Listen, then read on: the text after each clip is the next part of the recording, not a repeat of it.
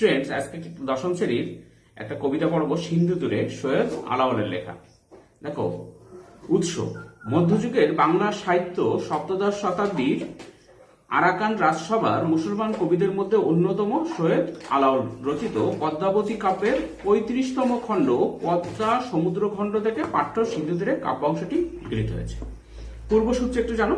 চিতোরের রানা রত্নসেন সিংহল রাজকন্যা পদ্মাবতীকে বিবাহ করে সমুদ্রপথে সিংহল থেকে ফিরছিলেন। রানা মানে যে শাসনকর্তা আর কি চিতোরের। এই সময় ব্রাহ্মণরূপী সমুদ্র রত্নসেনের সামনে এসে দান ভিক্ষা চাইলে রত্নসেন তা দিতে অস্বীকার করেন। ক্ষুদ্র সমুদ্রের রোষে, তখন প্রচন্ড সমুদ্র ক্রুদ্ধ হয়ে যায়, মানে রেগে যায় আর কি। ক্ষুদ্র সমুদ্রের রোষে রত্নসেন পদ্মাবতীর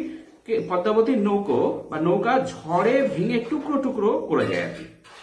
প্রাণ বাঁচাতে রত্নসেন 4 সখী সহ পদ্মাবতীকে একটি ভেলায় তুলে নিজে অন্য এক ভেলায় চড়েন। পরস্পর থেকে বিচ্ছিন্ন হয়ে যান সদ্য বিবাহিত দম্পতি। ঝড়ের দাপটে সংজ্ঞাহীন পদ্মাবতী ও তার সখীদের নিয়ে ভেলা ভাসতে ভাসতে এসে বেলাভূমিতে আশ্রয় পড়ে। এখান থেকে আমাদের সিন্ধু তীরে পাঠ্যাংশের ঘটনা শুরু। এবার কবিতাটা শোনো। কন্যারে ফেলিল যথা জলের মাঝারে তথা দিব্যপুরী সমুদ্র মাঝার। আবার শোনো, কন্যারে ফেলিল যথা জলের মাঝারে তথা দিব্যপুরী সমুদ্র মাঝার। মানে কাব্যের মুখ্য চরিত্র এখানে পদ্মাবতী, তাহলে কন্যা হচ্ছে পদ্মাবতী আর কি। কাব্যের মুখ্য চরিত্র পদ্মাবতীকে এখানে কন্যা বলে সম্বোধন করা হয়েছে। পদ্মাবতী ছিলেন সিংহজ রাজদয়িতা, মানে রাজকন্যা আর কি। এবং দিব্যপুরী বলতে এক অতি মনোহর নগরীর কথা বলা হয়েছে। সেখানে কোনো দুঃখ কষ্ট নেই, সর্বদা সত্য ধর্ম সৎ আচরণ পালিত হয়, সেটা হচ্ছে দিব্যপুরী। অতি মনোহর দেশ, নাহি তথা দুঃখ ক্লেশ, সত্য ধর্ম সদা সদাচার। মনোহর অর্থাৎ মনোহরণকারী। সমুদ্র সুতার দ্বীপভূমির প্রাকৃতিক সৌন্দর্য ছিল অপরূপ। এই দ্বীপে দুঃখ কষ্ট নেই, কারো এখানে সত্য ধর্ম সদাচার পালনই স্বাভাবিক জীবন দর্শক। এখানে মানব জীবনে তথাকথিত দুঃখ ক্লেশ নেই। সমুদ্র নিপতি সুতা পদ্মা নামে গুণ জুতা। সমুদ্র নিপতি সুতা পদ্মা নামে গুণ জুতা মানে কি? সমুদ্র নিপতির সুতা বা কন্যার নাম হচ্ছে পদ্মা। যদিও জায়সির মূল কাব্যে তার নাম ছিল লক্ষ্মী। পদ্মা বলতে এখানে সমুদ্রকন্যা পদ্মার কথা বলা হয়েছে। সমুদ্রকন্যা দয়াশীল, সহানুভূতিশীল, পরোপকারী। কবি গুণজুতা বলতে অভিহিত করার পরবর্তী অংশে তার গুণাবলীর প্রকাশ ঘটেছে। সে গুণের প্রকাশেই পদ্মাবতীর ও তার 4 মুখ্য সখীর জীবন রক্ষা করেন এবং পরবর্তীকালে সমুদ্র রাজার কৃপাপ্রাপ্ত হয়ে পদ্মাবতী ও রত্নসেনের পুনর্মিলন ঘটাতে সাহায্য করে।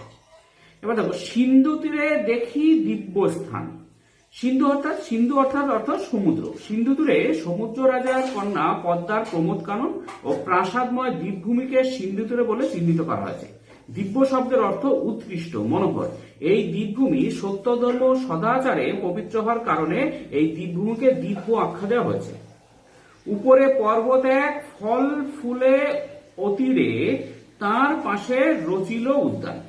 সমুদ্র তীরে অবস্থিত সৌন্দর্যময় মনোরম নগরীতে যে সুউচ্চ পর্বত অবস্থিত, সমুদ্রকন্যা পদ্মা তার পাশে উদ্যান রচনা করেছিলেন, মানে সেখানেই সে তার উদ্যানটা ছিল আর কি।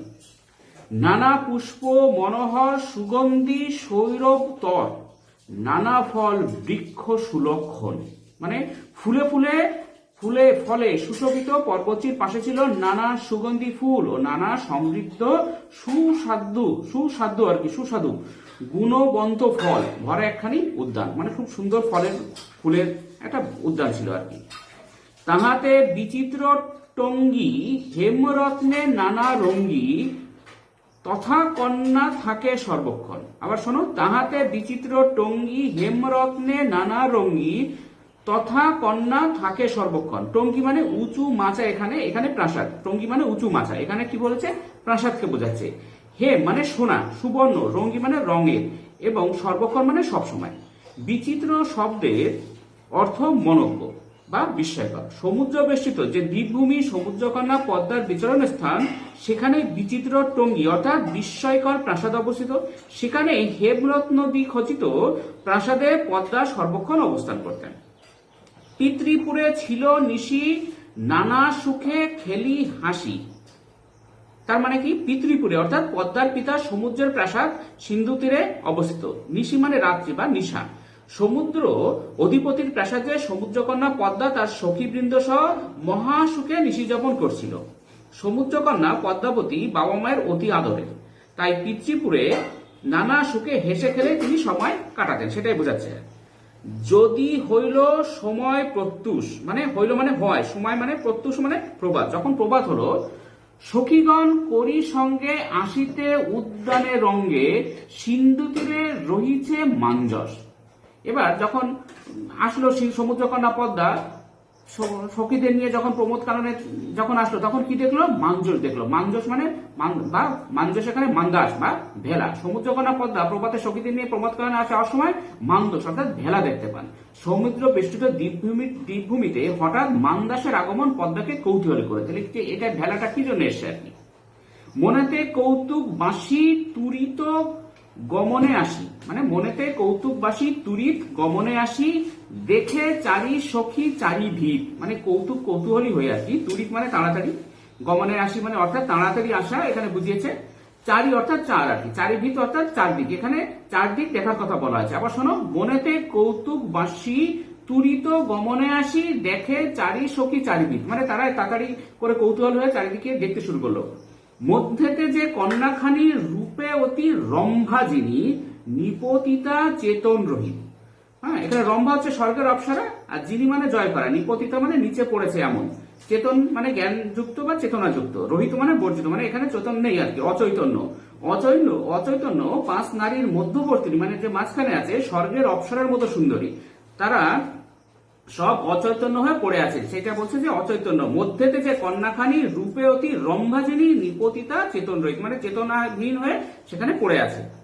দেখিয়া রূপের কলা বিস্মিত হইল বালা, অনুমান করে নিজ চিতে, মানে চার সঙ্গীর মধ্যখানে অপরূপ কন্যাকে দেখে নিজের মনে অনুমান করে নেয় সমুদ্রকন্যা, চিতে অর্থাৎ মনে, এখানে নিজের মনে একটা অনুমান করে নিচ্ছে। কি অনুমান করছে? ইন্দ্র সাপে বিদ্যাধরী কিবা স্বর্গ ভ্রষ্ট করি, অচৈতন্য পরিচে ভূমিতে। কি ভাবলো? বিদ্যাধরী মানে অপ্সরা, কিংবা অপ্সরা কিবা মানে আর কি, অথবা অচেতনা পদ্মাবতীকে দেখে পদ্মা ভাবেন এই অপ্সরা ইন্দ্রসাপে স্বর্গভ্রষ্ট হয়েছেন এবং অচেতন হয়ে ভূমিতে পড়ে আছেন। আবার শোনো, ইন্দ্রসাপে বিদ্যাধরী কিবা স্বর্গভ্রষ্ট করি, অচৈতন্য পরিছে ভূমিতে, মানে অচৈতন্য হয়ে ভূমিতে পড়ে আছে। ঠিক আছে। বেকত দেখিয়া আখি তেন বসন সাক্ষী, বেথানিত হইছে কেশ বেশ। আবার শোনো, বেকত দেখিয়ে আখি তেন বসন সাক্ষী, বেথানিত হইছে কেশ বেশ, মানে সমুদ্রের প্রবল বিপর্যয়ের ফলে তার কেশ এবং বেশ অর্থাৎ প্রসাদন এবং অঙ্গবসন বা অঙ্গসজ্জা অসংবৃত্ত বা এলোমেলো হয়ে গিয়েছে। হ্যাঁ, মানে একদম বেথানিত মানে হচ্ছে, বেথনিত মানে অর্থাৎ এলোমেলো। বুঝি সমুদ্রের নাও ভাঙিল প্রবল বাও, মোহিত পাইয়া সিন্ধু ক্লেশ, মানে নাও মানে এখানে নৌকার, আর বাও হচ্ছে বাতাস, মোহিত মানে মুগ্ধ, ক্লেশ মানে কষ্ট। সমুদ্রের পীড়া বা সিন্ধু ক্লেশের ফলে তিনি এরকম জ্ঞান হারিয়েছেন। চিত্রের পতলি সমা নিপতিত মনোরমা, কিঞ্চিত আছয় মাত্র শ্বাস। আবার শোনো, চিত্রের পতলি সমা নিপতিত মনোরমা, কিঞ্চিত আছয় মাত্র শ্বাস, অর্থাৎ পতলি অর্থাৎ পুতুল, তখনও কিঞ্চিত অর্থাৎ অল্প শ্বাস আছে, অর্থাৎ বেঁচে আছে। চিত্রের পতলি সমা মানে পুতুলের মতো, নিপতিত মনোরমা পড়ে আছে সে, কিঞ্চিত আছয় মাত্র শ্বাস, তখনও তার কিছুটা শ্বাস আছে, মানে বেঁচে আছে। অতি স্নেহ ভাবি মনে বলে পদ্মা ততক্ষণে, বিধি মোরে না করো নৈরাশ। এখানে সমুদ্রকন্যা পদ্মাবতীর আরোগ্যের জন্য, সমুদ্রকন্যা পদ্মাবতীর আরোগ্যের জন্য কি করছে? ইষ্ট দেবতার কাছে কায়মনবাকে প্রার্থনা করেন। অজানা নারীর জীবন ফিরিয়ে দেওয়ার প্রার্থনায় তাকে নিরাশ না করার জন্য তিনি বিধাতা পুরুষের কাছে অনুরোধ জানান। সমুদ্রকন্যা পদ্মা কি অনুরোধ জানান? যে তাকে নিরাশ না করে, মানে ওকে ও বাঁচিয়ে যেন তুলতে পারে আর কি। পিতার পুণ্যের ফলে মোহর ভাগ্যের বলে বাহুরক কন্যার জীবন। আবার শোনো, পিতার পুণ্যের ফলে মোহর ভাগ্যের বলে বাহুরক কন্যার জীবন। বাহুরক মানে ফিরে আসা, পিতা এখানে মানে অর্থাৎ সমুদ্রের পুণ্য ফলে, সমুদ্র রাজা আর কি, সমুদ্রের পুণ্য ফলের কথা উল্লেখ করেছে সমুদ্রকন্যা পদ্মা। তার বহু পুণ্য কর্ম আছে সমুদ্রের আর কি, যার ফলে পদ্মাবতীর প্রাণ ফিরে আসবে, পদ্মাবতীর জীবন ফিরে আসুক এমন কামনা করেছেন সমুদ্রকন্যা পদ্মা আর কি। এখানে মাথায় রাখবে পদ্মাবতী আর সমুদ্রকন্যা পদ্মা, এটা মাথায় রাখবে।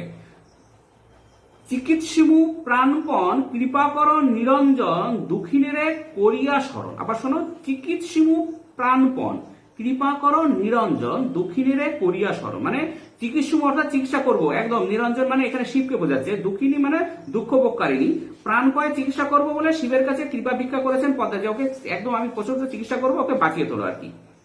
সখী সব আজ্ঞা দিল উদ্যানের মাঝে নিল পঞ্চজনে বসনে ঢাকিয়া, মানে সখী সব আজ্ঞা দিল উদ্যানের মাঝে নিল পঞ্চজন বসনে ঢাকিয়া, মানে সমুদ্রকন্যা পদ্মা তার সখীদের অচৈতন্য পঞ্চনারীকে উদ্ধার করে উদ্যানের মাঝে নিয়ে যেতে এবং বসনাবৃত করতে বলেন। পরবর্তীতে তারই আদেশে তারা এদের নিরাময়ের কাজে মগ্ন হয়ে পড়লো আর কি, নিরাময়ের কাজে তারা মন দিল। অগ্নিজালি ছেকে গাও কেহ শিরে কেহ পাও তন্ত্রে মন্ত্রে মহাঔষধি দিয়া। আবার শোনো, অগ্নি জালি ছেকে গাও কেহ শিরে কেহ পাও তন্ত্রে মন্ত্রে মহৌষধি দিয়া। হাতে পায়ে মাথায় সেক দিয়ে দৈহিক উত্তাপ স্বাভাবিক করার প্রচেষ্টা করা হয়।